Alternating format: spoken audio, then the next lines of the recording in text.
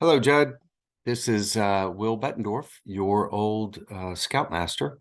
Unfortunately, I'm on an airplane right now, headed overseas for work, so I'm unable to be there. But I did want to take advantage of this opportunity and record a little message to kind of reflect on your time in scouting, not only with our troop at Troop 48, but I'm sorry, not only with our troop at Troop 87, where you started, but also at Troop 48. So bear with me while I load this, and we'll go through a bit of your scouting career. You came to Troop 87 as a young and eager man. This is one of the first photos of you getting along with the troop and going to Kayakima with Chris Sparks, our scoutmaster at the time. You, Judd, were always a lot of fun, Mr. Jokester. And this is a picture that I will have in my mind of you for a long, long time. One of the things that I always liked about you is that you were always cheerful, and you had a way of helping the other scouts, feel better and enjoy scouting, regardless of the conditions at the camp. Judd, you're also one of the bravest kids I've ever met. There were two instances that I want to talk about. The first one, unfortunately, I don't have any photos, but it was your first canoe trip down the 11-Point River. And you may remember you got stuck in a canoe with me, and everything went fine until we got to Dead Man's Curve, where that submerged log is. And I did suggest that you needed to paddle a little harder, but unfortunately, for whatever reason, we didn't paddle hard enough together, and we tumped over. Not only was the cold water a shock, but I think the whole experience of having the entire canoe rotate over into the water was quite quite shocking, not only for you, but for me too, because I hadn't tumped over in a long time. But you swam to the side, and we were able to retrieve the canoe, turn it back over, kind of dust ourselves off and get back on the saddle, as they say. So I was proud of you, because that was a tough trip, and you really did well.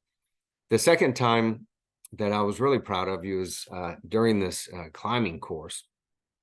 Now, there's one thing climbing the wall, in the climbing wall inside the cafeteria at Kayakima, down, see the picture in the lower right, but there's also something very different about going up an 80-foot tower and then climbing off of the roof backwards, not knowing, what's below, and having to take total confidence in your gear and your instructor. And you did that.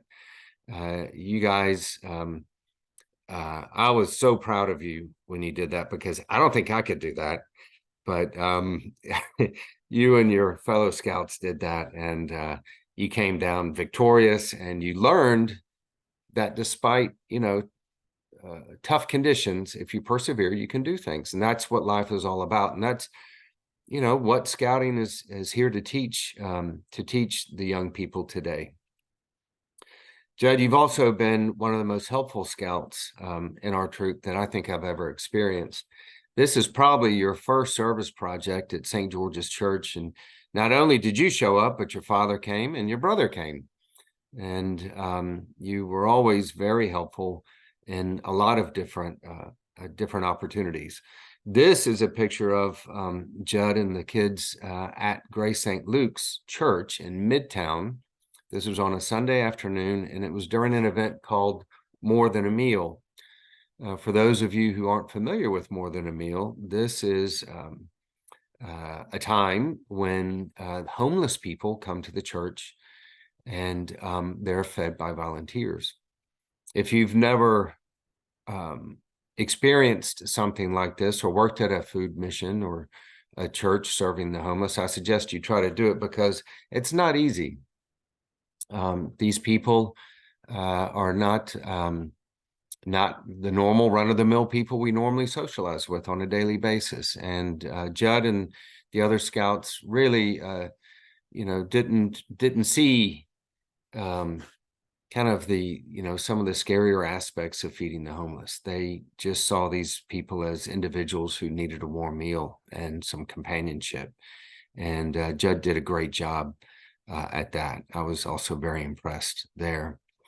And then there are other things. This is a service project, an environmental service project we did at the Wolf River Greenway, where the Scouts built birdhouses for all the waterfowl.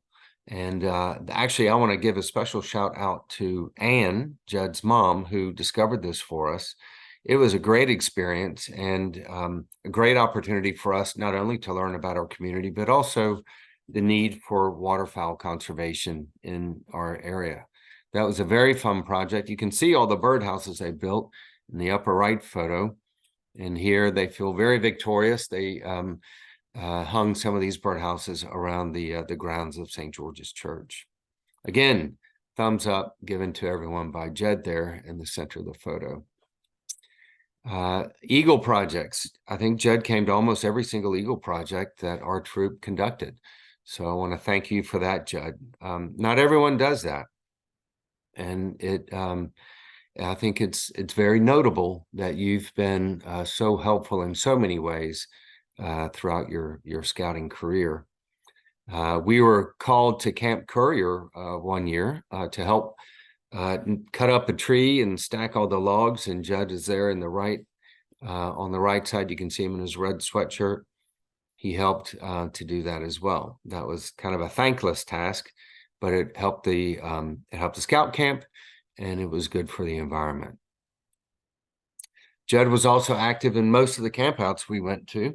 This is one in French Camp, Mississippi at the Rainwater Observatory. It's a great facility. And at that campout, we were able to look at the planets and the solar system and learn a lot about astronomy. Camp Courier, here's Judd again with the thumbs up, Mr. Cheerful Scout at Camporee. Again, very active always. And this wonderful bike trip, which I'll tell you more about in a moment. This was a trip we took down the Green Line. Judd's dad, Joel, led this for the troop, and it was a great experience for me. I'd never really ridden down the Green Line, but one thing that I learned in this is that you really need a good bike seat.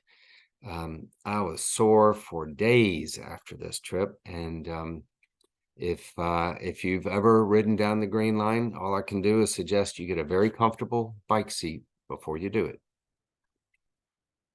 So Judd, it's been a lot of fun, and we've both learned a lot. We've learned a lot about each other and learned a lot about scouting, the importance of following the scout oath and the law. You have been a great scout, and I've enjoyed working with you. I think you've taught me a lot as well. And I wanted to take this opportunity also to thank Troop 48. For those of you who don't know, Judd originally started with Troop 87 at St. George's Church. Unfortunately, we graduated too many Eagles, but we didn't have enough new scouts coming in. And so unfortunately, our troop had to fold. But thanks to the leadership of Troop 48, namely Brian Ising and John Doc Stoddard, as well as who else? John Campbell and Barry Moore and Chuck Utterback.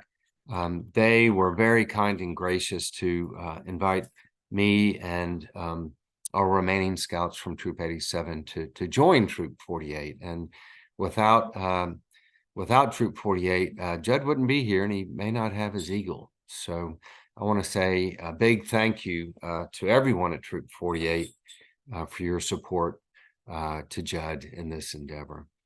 And Judd, congratulations. You definitely earned it.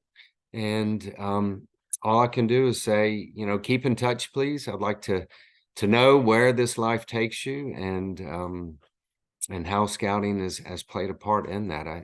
Again, you've been a great scout. I hope you're able to stick around a little bit and continue to participate in scouting, but we know that you've got big plans ahead. And so just keep us in touch if you can't see us, I guess, face to face. So with that, again, thank you, John, Scoutmaster Doc's daughter, for giving me this opportunity. Congratulations, Judd. Congratulations also, Ann and Joel. You should be proud. You've got quite a son, and you should be proud that you've raised him to be a wonderful Eagle Scout. So with that, I've got a flight to catch. I have to run, but thank you very much for this opportunity, and all the best for the rest of the ceremony today. Bye-bye.